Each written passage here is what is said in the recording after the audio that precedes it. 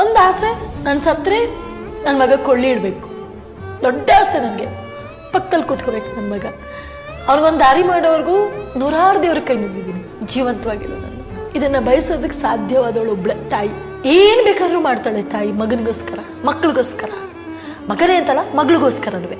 ಅವಳು ಮನಸ್ಸಿಚ್ಛೆಯಿಂದ, ಅದು ಕೆಟ್ಟದ್ದೋ ಒಳ್ಳೆದೋ ಗೊತ್ತಿಲ್ಲ, ಮನಸ್ಫೂರ್ತಿಯಾಗಿ ಅವಳು ಮಾಡಲ್ಲ. ಸಮಯ, ಸಂದರ್ಭ, ಪರಿಸ್ಥಿತಿಗೆ ಕಟ್ಟಿ ಬಿದ್ದು ಕೆಟ್ಟವಳಾಗ್ತಾಳೆ ಕೆಲವು ಸಮಯ.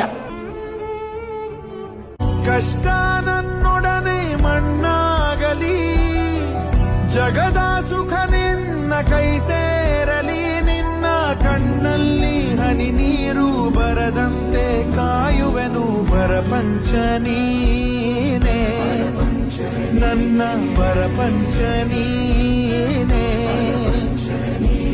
ನೀನೇ ಎಲ್ಲ ಬೇರೇನಿಲ್ಲ, ಪರಪಂಚ ನೀನೇ.